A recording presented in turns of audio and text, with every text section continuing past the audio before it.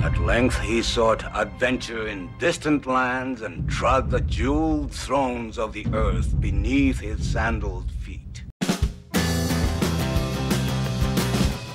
Hello, welcome back to my channel. Welcome to my channel if this is the first time you're here. And please have a look around and subscribe to the channel if you like the cut of my jib. But today's a little bit of an unusual one, so it might even attract people that don't normally watch this channel, to be fair, because you may have seen the description and the thumbnail and go, oh, what's he going to say? Don't know. It's a bit niche, to be fair, but I want to talk about Dungeons and Dragons. I want to talk about D&D. I want to talk about the books that accompany the game. So I really want to answer the question, was it a waste of money? And it's a lot of money, because these books are well expensive. So I'll explain why I'm asking this question. And if you've been through this experience, or you know about D&D, or you've DM'd, or you know it's in your life as a regular thing, or you just want to make an opinion from what I say, then please comment below on what your view is on whether I've wasted my money. So, I really like playing D&D.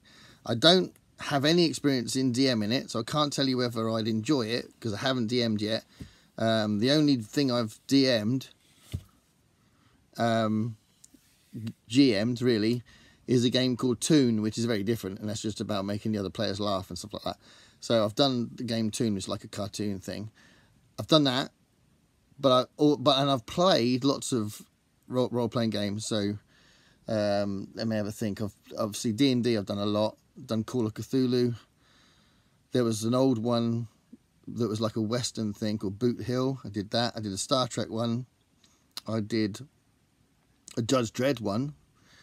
And I did a really cool one I really liked a lot called Traveller, which was a science fiction role-playing game. And there's another one that was a kind of a rip-off of D&D. I think it was called something like Rune Staff or something. Can't really remember what it was called. This was going back about 30 years. About 40 years probably, actually. I was quite young anyway when I was doing it, like really young. I was more of a kid than a teenager, I'd say, when I did that one. But anyway, recently, so about 5 years ago, I started doing D&D again. And it's really cool. It was a really nice bunch of people. That changed a little bit. A couple of people went out and a few others came in. But it was with the same DM. And he's a really good DM. So if you're watching this, you're really good. I've told you you're really good, so it's not news. And we're going to start a new gaming period, but we're not going to necessarily do D&D. We'll look at some other games and shorter campaigns, because we did like these crazy long campaigns. The last one took us 2.5 years. It was such a long campaign, but it was really good. And I really enjoyed developing this character I had, which was a thief.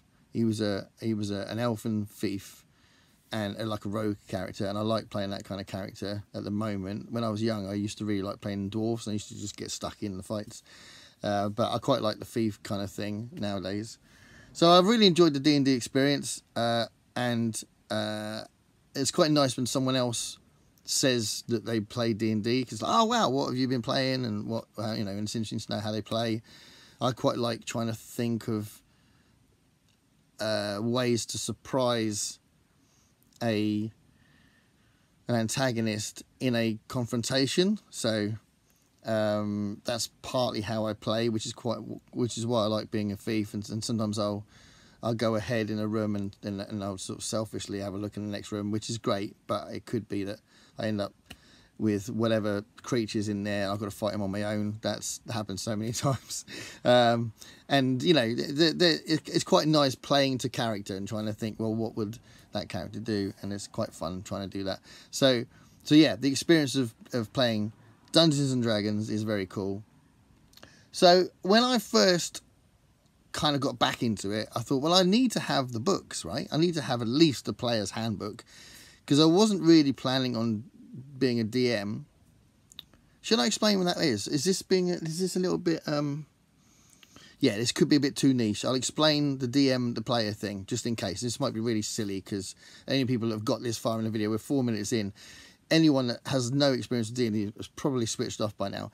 But I'm going to say it anyway, just in case. So, the DM stands for a Dungeon Master, and the way that Dungeons and Dragons works, and the way that any role-playing game works, is there's a central person that's effectively telling the story. So they are setting the scene, they're playing all of what they call non-player characters, so any character that's not being played by a person that's in the room, a player, and they've got a goal in their head and they know what the ongoing plot's going to be, but they are not guided by their own sense of what the plot development should be. They're guided by the players, and the players can take it off on a funny tangent and go off in a different direction, and a good dungeon master, DM, would go with the players and okay, you want to do that, that's what happens next, and there's a skill to kind of thinking on the spot so that they can explore whatever they want to explore, even if they've gone off the beaten track a little bit, and then you might introduce another non-player character to kind of guide you back into the plot, possibly. So that's the mechanics of the game, and obviously there's loads of rules that mean that, and lots of dice rolling, which is where the luck side of it comes in, and you might say, oh, I'm going to persuade him to take me to another room or something like that, and it's like, well, okay, you can't just persuade him, you need to roll to see if you manage to persuade him, and that's where the roll of the dice come into it.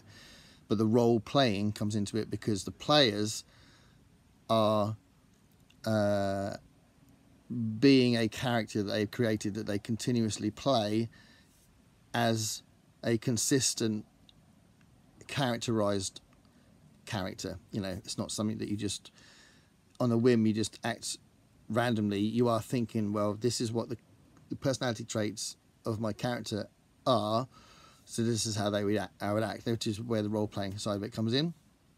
Some people are really good at doing voices and stuff like that as well, so you might put that into it as well. I mean, I think there are probably some D&D players who dress up when they do it. I think that's a bit of a cliche. I don't know if that really happens, but it probably does happen in some corners. But certainly good dungeon masters as well are really good at doing voices as well for the other characters, and that can be quite cool. So that's the mechanics of the game. So if you're still watching, then that's what that's like. So I thought maybe I should have the player's handbook. So there's tons and tons of books that have been released, and they're all like 30 odd quid. So they're all quite expensive, and they all feature beautiful artwork, which I'll show you in a minute. And the Dungeon Master should buy the Dungeon Master's Guide, because there's like loads of rules in it. And if you're going to DM, if you're going to be a Dungeon Master, you probably do need a lot of books, because it's got lots of campaigns in it, it's got a lot of rules in it, it's got lots of...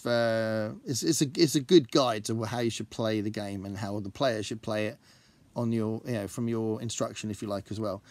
So, and good players, to be fair, do know the rules and know what they can do, and that's something I was getting better at over the years. And I feel like I've got more of a grasp of how to do that now than I did before. So, a player is not passive in all of this, but certainly they can, if they're new to it, they can say to a DM, can I do this? Is this realistic? And then the DM might say, well, you can't really, because this has happened, blah, blah, blah, blah. So, that can happen. But because I thought this was a just an obvious thing that I should get, I did buy the Player's Handbook. And the Dungeons and Dragons Player's Handbook is a really lovely book. Like, as I said, the artwork's amazing. They've got, every page has got awesome artwork on it. And it's got really important rules on it. Some of it's just text with only a little picture, and then some of it's more sort of arty. Hold on. But there's loads of tables in it, there's loads of instructions, there's loads of clarifications on how the rules work.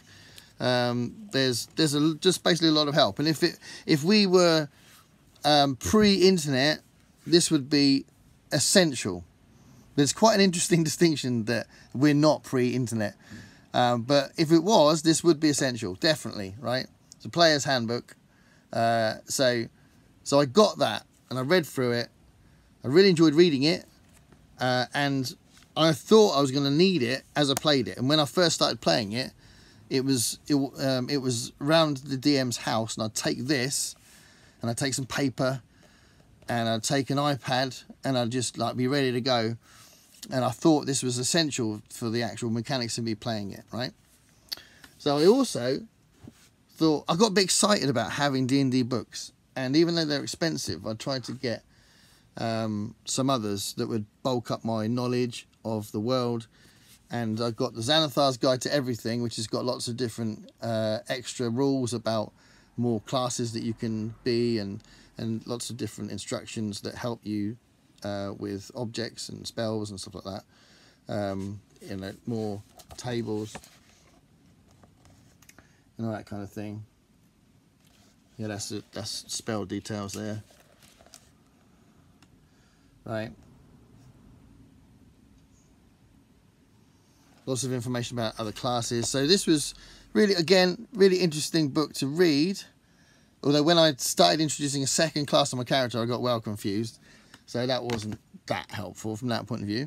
And then I also got this, Volo's Guide to Monsters. We had met Volo in our first adventure, so I had an idea about who the character was that this was based on. But it was lots of different, again, stats and instructions and information about creatures that you might encounter. And, you know, again, really fun to read and beautiful to look at.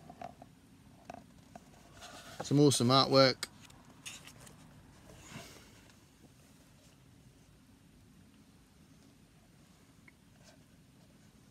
Snake people. What's this one? Mind Flayers. Yeah. So you get the point. So lots of extra information and nice artwork and more meat to the bones for your knowledge of the D&D world.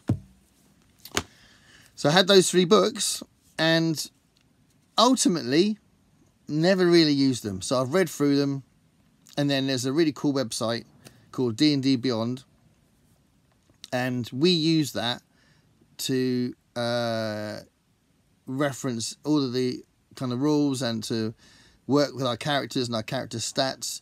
I even bought 2 different sets of dice, and then so that all the other players could see it when we did it on the Zoom chat thing, I just didn't even use the dice, and we used the electronic dice that was on the D&D Beyond website. So literally you just press a button and it rolls dice for you on the website. Didn't even use real dice. So, and I'm not going to suggest that the dice were a waste of money, because surely I'm going to use those dice at some point, and it wasn't a lot of money. But they're 30 quid each. That's like 90 quid. You know, that's a lot of money. And I haven't really used them. I feel like I will use them, or at least I don't really want to get rid of them. But was it a waste of money? I haven't used them in the game because of this website. It's just, you know, I feel like I may have wasted my money. And I'd love to know what you think. I'd love to know what you think of D&D, because it's a nice way to talk about D&D, or any other role-playing games. Have you really enjoyed Call of Cthulhu, which is more of an investigation game, and usually the characters end up just dying from madness, going mad, going insane. That's often how those games end. You have to kind of keep rolling to see if you've gone insane, which I think is a great idea. So yeah, I don't know if you want to talk about that, or you just want to give me an opinion about whether I wasted money, because it does feel like I wasted my money. You know, we're not made of money, are we? And I've got too many books. I've said this before. So what do you think? Let me know in the comments below. Did I waste my money?